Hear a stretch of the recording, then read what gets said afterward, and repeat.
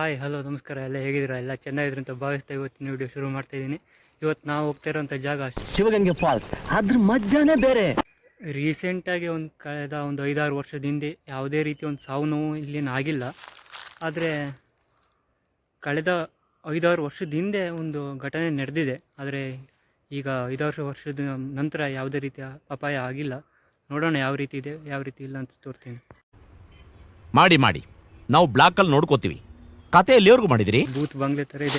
ಇದು ಏನಂತನೂ ಗೊತ್ತಾಗ್ತಿಲ್ಲ. ವಾಶ್ರೂಮ್ ಅನಿಸುತ್ತೆ. ನೋಡೋಣ ಯಾವ ರೀತಿ ಇದೆ ಅಂತ.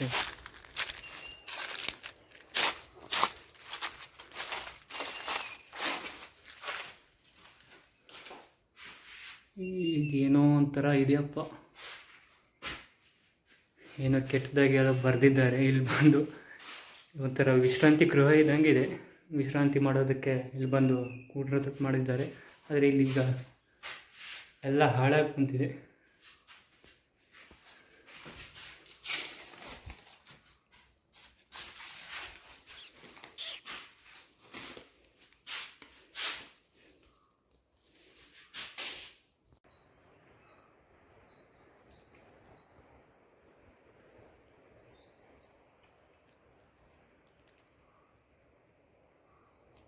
ಇವಾಗ ನಾನು ಶಿವಗಂಗ ಜಲಪಾತದ ಮೆಟ್ಲುಗಳನ್ನು ಇಳಿತಿದ್ದೀನಿ. ಸುಮಾರು ಹಳೇ, ಯಾವಾಗಲೂ ಒಂದು 5-6 ವರ್ಷದ ಹಿಂದೆನೇ, 5-6 ವರ್ಷದ ಹಿಂದೆ ಅನಿಸುತ್ತೆ. ಸುಮಾರು ಹಳೆ ಮೆಟ್ಟಿಲುಗಳೇ, ಯಾವುದೇ ರೀತಿ ಇದು ಮಾಡಿಲ್ಲ. ಈಗ ಮನೆಗೂ ಇಲ್ಲಿ ಬಂದಿದ್ದೀವಿ. ಈಗ ಒಂಥರ ಏನಂದರೆ ಒಂಥರ ಹಾಂಟೆಡ್ ಏರಿಯಾ ಕಂಡಾಗ್ತಿದ್ದೀವಿ. ಸುತ್ತ ಯಾರೂ ಇಲ್ಲ ಈಗ ಸದ್ಯದಲ್ಲಿ. ಈಗ ನಾನು ಒಬ್ಬನೇ ಇರೋದು. ಕೆಳಗೆ ಯಾರೂ ಇಲ್ಲ ಅನಿಸುತ್ತೆ. ನೋಡೋಣ ಯಾವ ರೀತಿ ಜನ ಇದ್ದಾರೆ ಇಲ್ಲೋ ಅಂತ ನೋಡೋಣ. ಭಯ ಅಂತ ಏನು ಇಲ್ಲ ಇಲ್ಲಿ. ಒಂದು ಸ್ವಲ್ಪ ನನಗೆ ಭಯ ಇಲ್ಲ ಅಂತ ಯಾರು ಸರ್ ಹೇಳಿದ್ದು? ಯಾವಾಗ್ಲೂ ಒಂದ್ಸಲ ಅಲ್ಲ, ಒಂದೊಂದು ಕ್ಷಣ, ಒಂದೊಂದು ನಿಮಿಷನೂ ಭಯ ಪಡ್ತಾನೆ ಇರ್ತೀನಿ. ಪೀಸ್ ಆಗಿದೆ. ನಿಮಗೆ ಈಗ ಸೌಂಡ್ ಕೇಳಿಸ್ತಿದ್ದು ನೋಡಿ, ಪಾಸಿಂದು. ನನಗಂತೂ ಕ್ಲಿಯರಾಗಿ ಕೇಳಿಸ್ತಾ ಇದೆ. ನಿಮ್ಗೆ ಕೇಳಿಸ್ತಿದೆಯಲ್ಲ ಗೊತ್ತಿಲ್ಲ ನನಗೆ. ಓಕೆನಾ?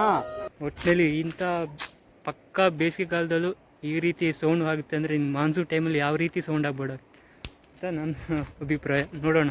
ಶಿವಗಂಗಾ ಫಾಲ್ಸ್ ವ್ಯೂ ಪಾಯಿಂಟ್ ಹತ್ರ ಇದ್ದೀನಿ. ಅದು ಯಾವ ರೀತಿ ಇದೆ ಅಂದರೆ ತೋರಿಸ್ತೀನಿ ನೋಡಿ. ಈ ರೀತಿ ಇದೆ. ಇಲ್ಲಿ ಕೂತ್ಕೊಂಡ್ರೆ ಒಂದು ನೆಟ್ಟಿಗೆ ಒಂದು ಸೂರಿಲ್ಲ, ಆ ರೀತಿ ಆಗಿದೆ. ಎಲ್ಲ ಹಾಳಾಗೋಗಿದೆ. ಈಗ ಇದು ಲಾಸ್ಟ್ ಪಾಯಿಂಟ್ ಅಂತಲೇ ಹೇಳ್ಬೋದು. ಇದೇ ಲಾಸ್ಟ್ ಪಾಯಿಂಟು. ಇದು ಇಳ್ಕೊಂಡು ಈಗ ಈ ಇದ್ರಲ್ಲಿ ಹೋಗಬೇಕು. ಯಾಕೋ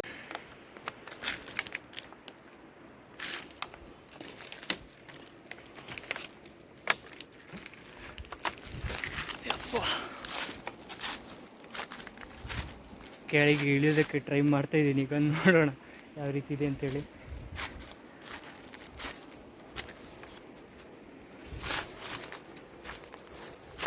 ತೀರಾ ರಿಸ್ಕ್ ಏನಿಲ್ಲ. ನಾವು ನೆಟ್ಕೋಡ್ ಫಾಲ್ಸು, ಬುರ್ಡೆ ಫಾಲ್ಸು ಮತ್ತು ದಬ್ಬೆ ಫಾಲ್ಸು ಎಲ್ಲ ಹೋಗಿ ಬಂದಷ್ಟು ಎಲ್ಲ ರಿಸ್ಕ್ ಏನಿಲ್ಲ. ಆರಾಮು.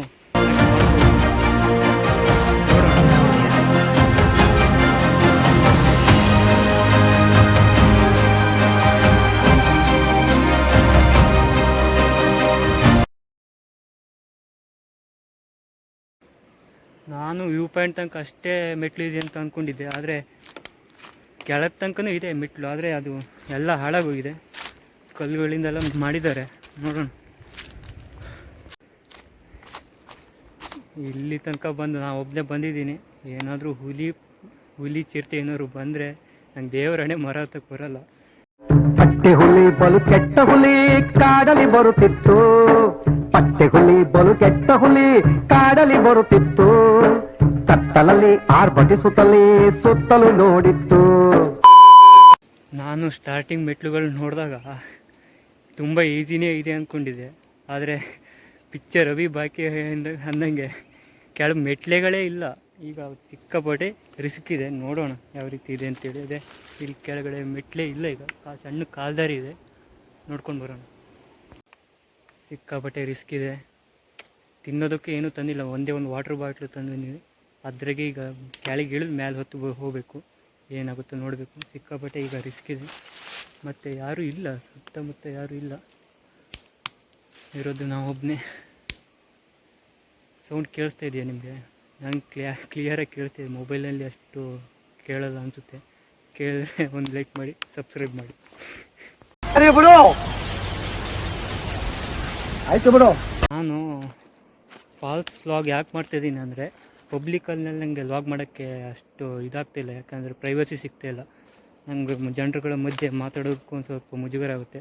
ಅದಕ್ಕಾಗಿ ನಾನು ಇಂಥ ಫಾರೆಸ್ಟ್ ಏರಿಯಾ ಹಾಗೂ ಸಣ್ಣ ಪುಟ್ಟ ಪ್ಲೇಸ್ನ ಒಂದು ಸ್ವಲ್ಪ ಎಕ್ಸ್ಪ್ಲೋರ್ ಮಾಡೋದಕ್ಕೆ ಟ್ರೈ ಮಾಡ್ತಿದ್ದೀನಿ. ಮತ್ತೇನಿಲ್ಲ, ನನಗೆ ಪಬ್ಲಿಕ್ನಲ್ಲೆಲ್ಲ ಜಾಸ್ತಿ ಕ್ಯಾಮ್ರಾ ಹಿಡ್ಕೊಂಡು ಓಡಾಡೋಕ್ಕಾಗಲ್ಲ. ಅದಕ್ಕಾಗಿ ಇಂಥ ರೀತಿ ರಿಸ್ಕ್ ಟ್ರಯಲ್ಸ್ನ ಮಾಡ್ತಾಯಿದ್ದೀನಿ. ನಾನು ಈ ಪ್ಲೇಸಿಗೆ ಬರಬೇಕಂತ ದೇವರಾಣೆ ಅಂದ್ಕೊಂಡಿರಲಿಲ್ಲ. ಆದರೆ ರೀಸೆಂಟಾಗಿ ನಾನು ಜಿ ಪಿಕ್ಚರ್ನಲ್ಲಿ ಡಾಕ್ಟರ್ ಶಿವರಾಜ್ಕುಮಾರ್ ಅವರ ನಮ್ಮೂರ ಮುಂದಾರು ಫಿಲ್ಮ್ ನೋಡಿದಾಗ ಈ ಪ್ಲೇಸ್ ತೋರಿಸಿದ್ರು. ಅದಕ್ಕಾಗಿ ನಾನೀಗ ಏನಾರು ಆಗಲಿ ಅಂತೇಳಿ ನೋಡೋಕ್ಕೆ ಹೋಗೋಣ ಅಂತೇಳಿ ಬರ್ತಾಯಿದ್ದೀನಿ. ಆದರೆ ಅವ್ರು ಶಿವರಾಜ್ಕುಮಾರ್ ಸರ್ ಅವರು ಇಲ್ಲಿ ತನಕ ಬಂದು ಶೂಟಿಂಗ್ ಮಾಡಿದ್ದಾರೆ ಅಂದರೆ ರಿಯಲಿ ಗ್ರೇಟ್. ನನಗೆ ಈಗಲೇ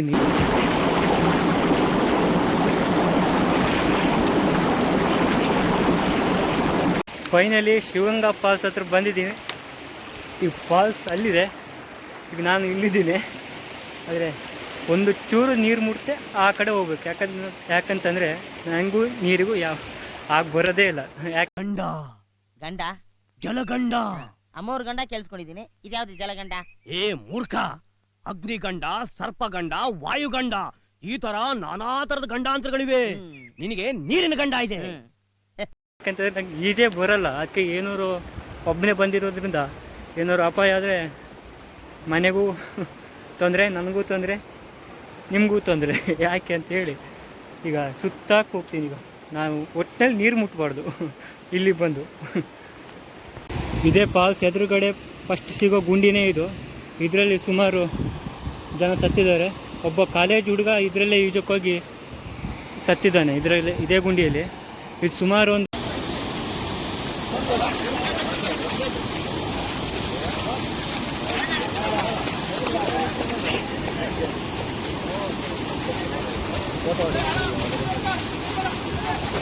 ಸೊ 20-30 ಅಡಿ ಇರ್ಬೋದು ಅನಿಸುತ್ತೆ. ಯಾಕೆಂತಂದರೆ ನೆಲನೇ ಕಾಣಿಸ್ತಾ ಇಲ್ಲ.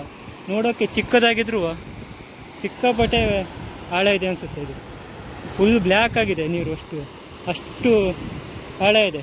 ನಿಮ್ಗೆ ಎದುರುಗಡೆ ಕಾಣಿಸುತ್ತಲ್ಲ, ಅದೇ ನೋಡಿ. ಮೋಸ್ಟ್ಲಿ ಅದು ಗಣೇಶನ ಮೂರ್ತಿ ಅನಿಸುತ್ತೆ. ಅದೇ ಅಲ್ಲಿ ಯಾರು ಡೈಲಿ ಪೂಜೆ ಮಾಡ್ತಾರೆ ಅನಿಸುತ್ತೆ ಇಲ್ಲಿ ಬಂದು. ನಾ ಎದುರುಗಡೆ ಈ ರೀತಿಯ ಒಂದು ಶಿವಲಿಂಗನ ಮೂರ್ತಿ ಇದೆ. ಅದರ ಎದುರುಗಡೆ ಈ ಫಾಲ್ಸ್ ಬಿಡೋದು ನೋಡಿ. ಇದರಲ್ಲಿ ಏನೋ ಒಂದು ಇತಿಹಾಸ ಇದೆ, ಆದರೆ ನಮಗೆ ಏನು ಅಂತ ಗೊತ್ತಾಗ್ತಿಲ್ಲ. ಅಲ್ಲೊಂದು ಮೂರ್ತಿ ಇದೆ, ಕಾಣಿಸ್ತಲ್ವಾ?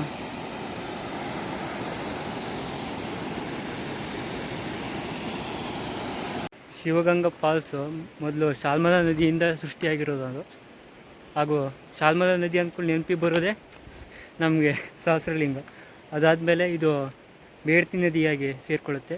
ಬೇಡ್ತಿ ನದಿಯಿಂದ ಗಂಗಾವಳಿ ನದಿಯಾಗಿ, ಗಂಗಾವಳಿ ನದಿಯಿಂದ ಅಂಕೋಲದ ಅರಬ್ಬಿ ಸಮುದ್ರಕ್ಕೆ ಹೋಗಿ ಸೇರುವಂಥ ಈ ಹೊಳೆ ಚೆನ್ನಾಗಿದೆ ಒಟ್ಟಿನಲ್ಲಿ. ಆದರೆ ಮಾನ್ಸೂನ್ ಟೈಮಲ್ಲಿ ಇದು ಕೆಳಗೆ ಇಳಿದು ಬರೋಕ್ಕಾಗೋದೇ ಇಲ್ಲ. ಯಾಕೆಂತಂದರೆ ಈಗ ಫಾಲ್ಸಿಗೆ ರೀಚ್ ಆಗಬೇಕಂದ್ರೆ ಈ ಹೊಳೆಗಳನ್ನೇ ಹಾಕ್ಕೊಂಡು ಹೋಗಬೇಕು. ಅದಕ್ಕಾಗಿ ಇದು ಪಕ್ಕಾ ಟೈಮ್ ಅಂದರೆ ನಿಮಗೆ ಯಾವ ರೀತಿ ಹೇಳಿ, ಚಳಿಗಾಲ ಟೈಮಲ್ಲಿ ಅಂತ ಹೇಳ್ಬೋದು. ಯಾಕೆ ಅಕ್ಟೋಬರ್, ನವೆಂಬರ್, ಡಿಸೆಂಬರ್ ಇಂಥ ಟೈಮಲ್ಲಿ ಆಗ್ಬೋದು.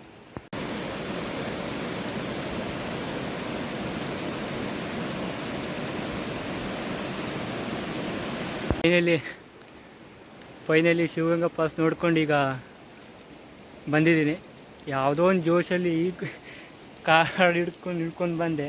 ಈಗ ನೋಡ್ರೆ ಈಗ ಹೊತ್ತಕ್ಕೆ ಭಯ ಆಗ್ತಾಯಿದೆ. ನೋಡೋಣ. ಇಷ್ಟು ಹೇಳಿ ಇವತ್ತಿನ ವಿಡಿಯೋ ಮುಗಿಸ್ತಾ ಇದ್ದೀನಿ. ಅಂತ ಹೇಳ್ತಾ ನಾನು 2 ಮಾತುಗಳನ್ನು ಮುಗಿಸ್ತಾ ಇದ್ದೇನೆ.